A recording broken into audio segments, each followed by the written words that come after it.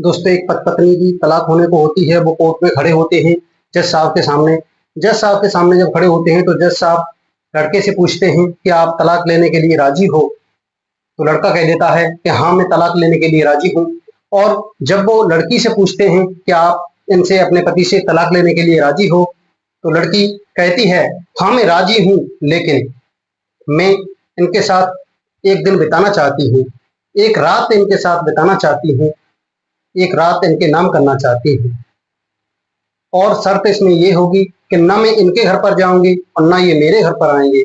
शर्त यह है इसमें कि मैं जिस होटल में बताऊंगी उस होटल में इनको शाम को पहुंचना पड़ेगा। तो मैं शर्त अपनी रखती हूँ। यदि मेरी शर्त पर सब राजी हैं, यदि ये मंजूर करते हैं मेरी शर्त को, तो मैं इनसे तलाक लेने के लिए राजी हो जाऊंगी। तो जज साहब बहुत गुस्से में आ जाते हैं और बोलते हैं कि आपको 5 साल हो गई, तब से आपने ये निर्णय नहीं ले पाया, और आपको 6 महीने से डेट दी जा रही है कि आप दूर रह के दिखाइए। 5 साल से आपका ये केस चल रहा है, लेकिन आपने तब से नहीं जान पाया कि मैं इनके साथ क्या करूंगा या क्या नहीं करूंगा। लेकिन जज साहब कुछ क्षण के लिए सोचते हैं कि मैं गुस्सा हो रहा हूं, लेकिन शायद हो सकता है कि इस एक रात की वजह से इन दोनों का परिवार फिर से बस जाए।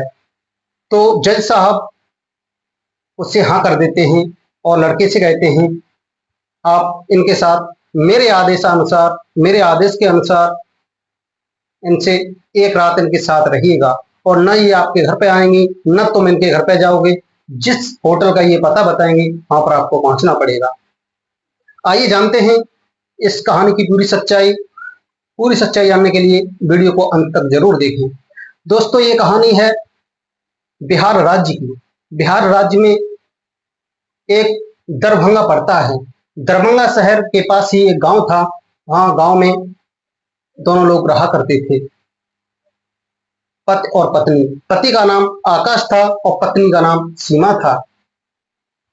उसके बाद लड़की कोर्ट से निकलती है, लड़का भी वहां से निकलता है और बाहर जाकर लड़की लड़के को उस होटल का पता बता देती है और कहती है कि आज शाम को 8 बजे आपको इस होटल में पहुंचना है। लड़का भी अपने घर पहुंचता है और लड़की भी अपने घर पहुंचती है। लड़का समय से निकलता है और उस होटल पर 8 बजे पहुंच जाता है। लेकिन देखता है, रूम नंबर सब कुछ बता देती है वो, लेकिन पहुंचता है तो वहां देखता है तो वहां पर सीमा नहीं थी। सीमा जब वहां नहीं थी तो आकाश था। आकाश थोड़ा चिंतित तो हो जाता है और कहता है कि मैं यहाँ पर आ गया टाइम से, लेकिन वो यहाँ नहीं है। पता नहीं वो मेरे साथ कुछ फ्रॉड तो नहीं कर रही। इस बात को लेकर वो चिंतित हो जाता है और करीबन करीबन 10 से 15 मिनट वो रूम के अंदर रहता है। रूम के अंदर फैन लगा होता है, फैन को चलाता है, थोड़ा रिलैक्स महसूस करता है, लेकिन उसको बहुत टेंशन हो रही थी सीमा के इन बातों को लेकर। कुछ समय के बाद तो अचानक सीमा आ जाती है। सीमा ऐसे आती है जैसे कि मान लीजिए एक नई नवेली दुल्हन के रूप में। जैसे नई नवेली दुल्हन जो पहली रात को सज धज के आती है, वैसे ही वहां पर सीमा पहुंचती है। सीमा उससे पूछती है, जैसे ही पहुंचकर पूछती है उसको कि आप आकाश कैसे हो? तो आकाश उससे कुछ नहीं कहता, क्योंकि आकाश उससे कोई संपर्क ही नहीं रखना चाहता था और आकाश उससे तलाक लेना चाहता था। चाहती तो वो भी थी, लेकिन कुछ वजह थी। उसने क्यों एक रात के लिए उसके साथ सोना चाहा, ये आगे जानते हैं। तभी वो पूछती है, वो जवाब नहीं देता है। सीमा उसके पास जाके बैठती है थोड़ा नजदीक। वो फिर पूछती है, आकाश आप कैसे हो, बोलते क्यों नहीं हो? फिर भी आकाश कुछ कहता नहीं है। लेकिन सीमा जब उसके चिपकने की कोशिश करती है और पूछती है, तो आकाश कहता है कि मुझसे दूर रहिए, क्योंकि सीमा तो ऐसे थी जैसे कि एक रोमांटिक मूड में। तो आकाश को ये सब पसंद नहीं आया और आकाश कहता है मुझसे दूर रहिए। जब सीमा उससे और ज्यादा जबरदस्ती करने की कोशिश करती है, तो आकाश कहता है कि आपने इसी वजह से जज साहब से आदेश कराया कि मैं आप ये सब कुछ करने के लिए, कि मैं इसके साथ एक रात के लिए रहूंगी, तो ये सब करने के लिए आपने कहा था। सीमा कहती है नहीं। सीमा इस बातों को इग्नोर करती जाती है और कहती है आप कैसे हो। वो कुछ नहीं कहता है। फिर आकाश कहता है आप ये बताइए कि मुझे क्यों बुलाया? वो कहती है कि मैं आपको सब कुछ बताऊंगी, क्यों बुलाया क्यों नहीं बुलाया, लेकिन आज की रात आपके लिए है, आप जो भी कुछ कर सकते हैं मेरे साथ आप बेझिझक करिए, क्योंकि मैंने अभी आपसे तलाक नहीं लिया है। आप मेरे पति हैं और मैं आपकी पत्नी हूँ। मैं पत्नी के नाते होते हुए आपके साथ कुछ भी कर सकती हूँ और आप मेरे पति होते हुए आप मेरे साथ कुछ भी कर सकते हैं। लेकिन आकाश साफ साफ मना कर देता है। आकाश जब साफ साफ मना कर देता है तो सीमा पूछती है उससे कि आकाश एक बात बताइए, आप जब मुझसे कोर्ट में 6 महीने पहले मिले थे, जब 6 महीने पहले मिले थे मुझसे, तो आप बहुत हट्टे कट्टे थे, आपका स्वास्थ्य ठीक था, आपका शरीर एकदम फिट था, लेकिन आप दुबले पतले क्यों हो गए हो? आकाश इस बात को सुनकर इमोशनल हो जाता है। जब वो इमोशनल हो जाता है तो वो कुछ नहीं कहता, लेकिन सीमा पहुंचती पूछती है कि आकाश आप बताते क्यों नहीं हो? तो वो बताता है कि आपसे जब मेरी 6 महीने पहले कोर्ट में मुलाकात हुई थी, तब मेरी उसके बाद तबीयत खराब हो गई थी, तो मेरा डॉक्टर ने चेकअप कराया। चेकअप कराने के बाद डॉक्टर ने मुझसे कहा कि आपको कैंसर की बीमारी है और आपका जीवन 6 महीने से 1-2 महीना और ज्यादा हो सकता है, आप इतने ही चल सकते हैं। इस बात को टेंशन लेकर मैंने कहा कि मैं अब जीना ही नहीं चाहता। यदि मेरे बेबी बच्चे होते तो मैं उनका फिक्र करता और उनका मेरे जीने का, उनके सहारे से मेरे जीने का कोई नया रास्ता मिलता, लेकिन मेरे बीवी भी नहीं और बच्चे भी नहीं, आप भी तलाक देना चाहती हैं। इसी वजह से मैंने आपको तलाक देना और चाहा। इस वजह से मेरा स्वास्थ्य ठीक नहीं है और मैं अब जी के करूंगा ही क्या? इस बात को लेकर सीमा बहुत दुखी हो जाती है और वो इमोशनल हो जाती है। कुछ क्षण के लिए सोचती है कि मैं अपने पति के लिए व्रत रखा करती थी, अपने पति की लंबी आयु के लिए व्रत रखा करती थी, लेकिन मेरा पति अब ऐसी परिस्थिति से गूंज गुजर रहा है, मान लीजिए कि जिंदगी और मौत से लड़ रहा है और मैं उसको छोड़कर जा रही हूँ। लेकिन सीमा सोचती है कि मैं बहुत अभागी हूँ। इस बात को लेकर वो आकाश से कहती है कि आकाश, आपको ये लाइलाज बीमारी थी तो आपने मुझे क्यों नहीं बताया? तब आकाश कहता है कि सीमा, जब आपको तलाक ही सूझा था तो मैं आपको क्यों कहता, मैं आपसे क्यों कहता? मैं खुद ही झेल रहा हूँ और मेरी जिंदगी तो खराब है ही। मेरी जिंदगी कुछ ही दिन की है, 1-2 महीना और कट जाए, अब तो बस ऊपर वाला ही जानता है कब तक की मेरी सांसें हैं, अंतिम सांस आ जाएगी मैं चला जाऊंगा। तो इस बात को लेकर सीमा बहुत इमोशनल हो जाती है। सीमा और आकाश आपस में बातचीत करते हैं। आकाश कहता है, आपने जो पूछने के लिए मुझे बुलाया था, यहाँ पर जो कुछ करने के लिए बुलाया था, वो मैंने आपके प्रश्नों का उत्तर दे दिया है, आपके सवालों का जवाब दे दिया है। क्या मैं अब यहाँ से जा सकता हूँ? तो वो कहती है, नहीं, जज साहब के मुताबिक आपको पूरे सुबह के 6 बजे तक हमारे पास रहना होगा, क्योंकि उनका आदेश है, मैं तो नहीं जाने दूंगी।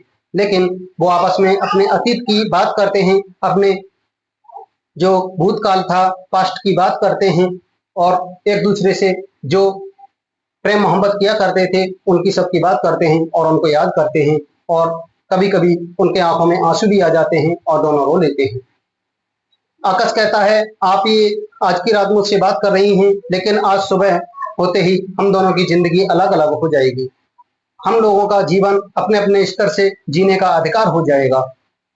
सीमा इन बातों को सुनकर बहुत ही गिलानी उत्पन्न कर रही थी, लेकिन सीमा और आकाश के बीच में बातें करते करते कुछ झगड़ा भी होता है। झगड़ा होने पर एक दूसरे को वो उसी बेड पर पीठ देकर लेट जाते हैं।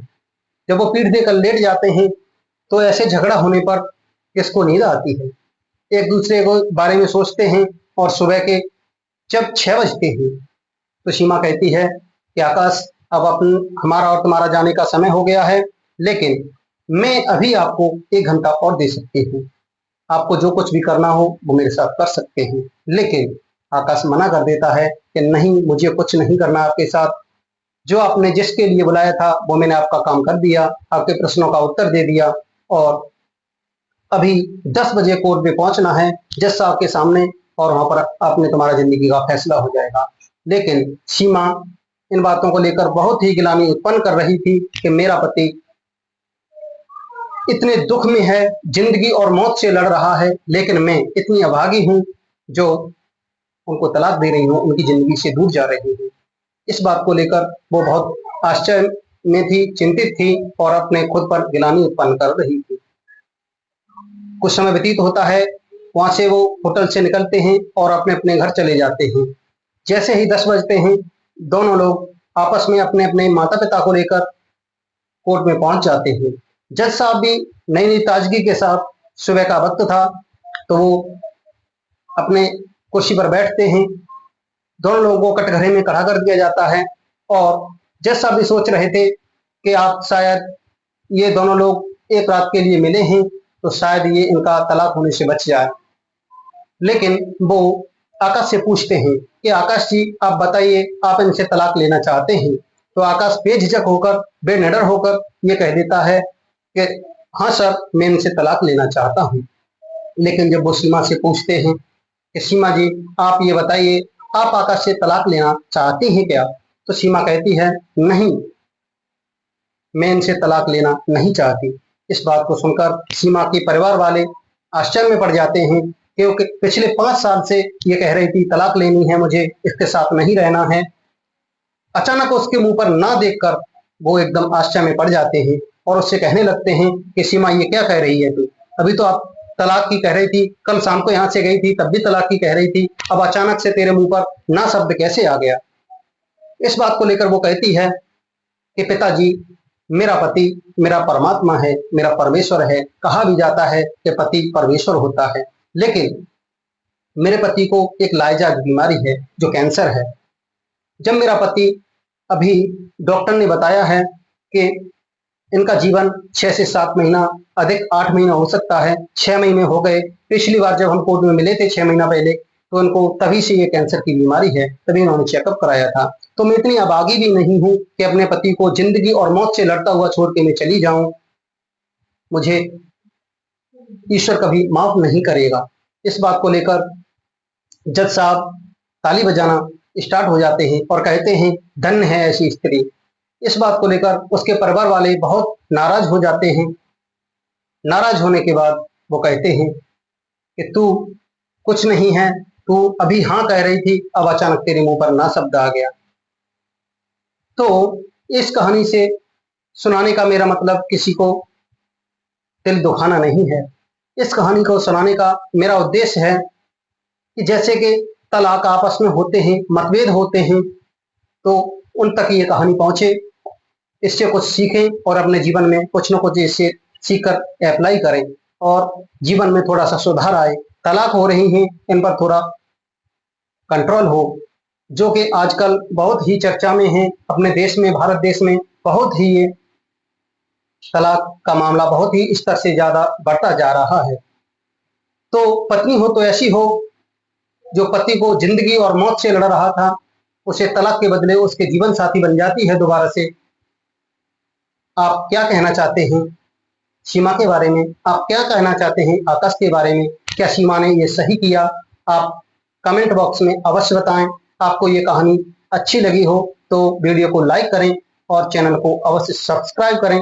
मिलते हैं अगली कहानी के साथ, तब तक के लिए जय हिंद, जय भारत।